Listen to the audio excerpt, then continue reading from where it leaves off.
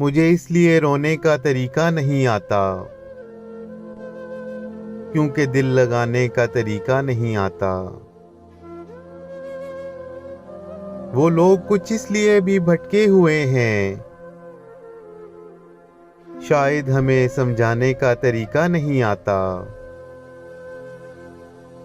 हमने खुद ही तो एक आग लगाई थी दिल में,